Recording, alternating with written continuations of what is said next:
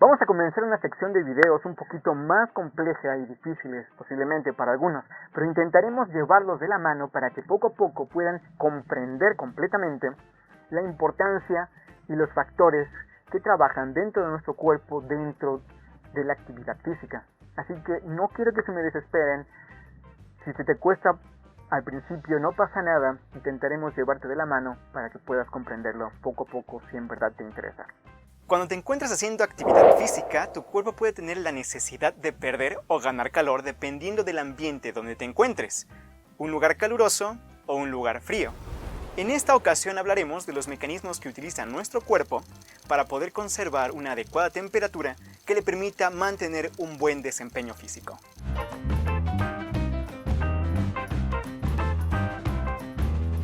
El concepto básico del que tenemos que partir es que el ser humano es homeotermo, es decir, que regula constantemente su temperatura corporal, manteniendo el ritmo de generación de calor con la pérdida de calor, o en el sentido contrario, aumentando la pérdida de calor por encima de la que se está generando o acumulando, dependiendo, del ambiente. El objetivo de la regulación térmica del organismo es mantener una temperatura central constante y prevenir un sobrecalentamiento o un sobreenfriamiento.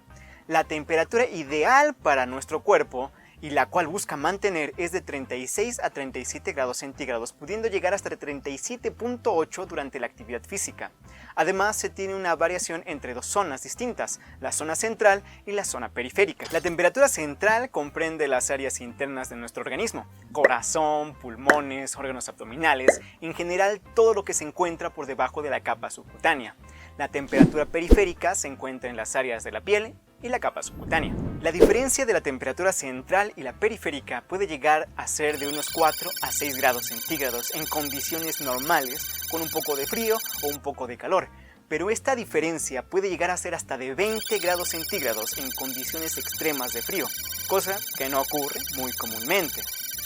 El cuerpo humano, a pesar de buscar mantener una temperatura constante y poco variable dentro del organismo, es capaz de soportar temperaturas internas inferiores a 35 grados o superiores a 41 grados, solo durante periodos muy breves de tiempo. Incluso se ha encontrado que la temperatura en músculos muy activos puede llegar a ser de 42 grados centígrados. Pero a una temperatura de 40 grados centígrados, el sistema nervioso central se puede ver comprometido o verse afectado negativamente. Hablando de condiciones extremas de temperatura corporal, si llegara a los 45 grados, las proteínas de las enzimas se rompen y por consiguiente pueden causarnos la muerte. Por el otro extremo, temperaturas inferiores a los 34 grados centígrados ralentizan el metabolismo y provocan una función cardíaca anormal como las arritmias, lo cual también puede causar la muerte. El termostato de nuestro organismo, que se encarga de regular la temperatura corporal, se encuentra en el diencéfalo, por encima del mesencéfalo. Se extiende desde el tronco tuberal encefálico y el cerebelo rodeando el tercer ventrículo. Se encuentra compuesto por el tálamo, hipotálamo y epitálamo. El hipotálamo es el regulador de nuestra temperatura corporal. El hipotálamo controla muchas funciones orgánicas y es uno de los reguladores más importantes en la homeostasis. Los impulsos sensoriales, viscerales, olfativos, gustativos y visuales llegan al hipotálamo, también teniendo receptores que se encargan dentro del mismo hipotálamo de controlar la presión osmótica, las concentraciones de glucosa y la temperatura de la sangre, por mencionar algunas funciones de muchas más de las que se encarga, cada uno en diferentes regiones y núcleos. Para entender de mejor manera qué parte del hipotálamo se encarga de la regulación de la temperatura corporal, es necesario saber que el hipotálamo se encuentra dividido en 4 regiones: región mamilar, región tuberal, región supraóptica y región preóptica. Específicamente, la región del hipotálamo que se encarga de la regulación de la temperatura corporal es la región supraóptica. Si la temperatura de la sangre que atraviesa el hipotálamo es más alta de lo normal, el hipotálamo manda la orden al sistema nervioso autónomo que estimule la pérdida de calor. A la inversa, cuando la temperatura de la sangre es más baja de lo normal, manda impulsos para que se genere la retención de calor. Los receptores que perciben esta información de la temperatura corporal son conocidos como termorreceptores y se dividen en receptores centrales que responden a cambios mínimos de la temperatura sanguínea, de 0.01 grados centígrados. Las señales que recibes sobre la temperatura corporal no solo viene de la sangre que pasa por el hipotálamo, también viene de miles de termorreceptores que se encuentran en todo el cuerpo, encontrándose principalmente en el sistema nervioso central y en la piel, nombrándose como receptores periféricos encargados de controlar la temperatura cutánea. La temperatura cutánea es la que tiene variaciones con los cambios térmicos del ambiente en los que se encuentra la persona. Estos receptores no solo envían información a la región preóptica del hipotálamo, también envían información a la corteza cerebral, permitiéndonos percibir de forma consciente la temperatura y controlar a voluntad la exposición al frío o al calor, siendo los primeros receptores en poder detectar un cambio en la temperatura ambiente. Son el primer mecanismo para evitar un cambio en la temperatura central causada por el entorno. Para la generación de calor y pérdida de calor corporal existen varios mecanismos, pero para la producción propia de calor solo tenemos dos maneras, producto de los procesos metabólicos normales: de manera voluntaria, por medio de la actividad física, y de manera involuntaria, por medio de temblores o la producción de calor bioquímico, causada por la secreción de hormonas como son la tiroxina y catecolaminas, siendo un mecanismo para cuando nos encontramos en el frío. Importante es saber también que durante la noche es cuando existe una menor producción de calor corporal propio. Durante la actividad física, nuestro cuerpo tiene una eficiencia de entre un 20 y 30%, mientras el 70 al 80% de energía utilizada aparece como calor. La producción de este calor se le conoce como producción de calor metabólico.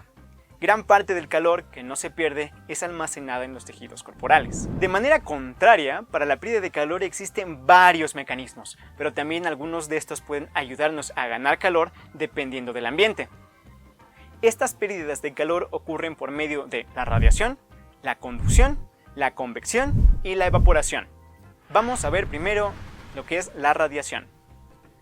Es la pérdida de calor por medio de los rayos infrarrojos, implicando la transferencia de calor de una superficie a otra. Por ejemplo, el sol nos transfiere calor a través de la irradiación. La piel también irradia calor. En reposo es uno de los principales métodos de eliminación del exceso de calor corporal. En una temperatura ambiente de 21 a 25 grados, el cuerpo desnudo puede perder aproximadamente 60% del exceso de calor. Pero si la temperatura de los objetos que nos rodean tiene una mayor temperatura, el cuerpo tendrá una ganancia de calor.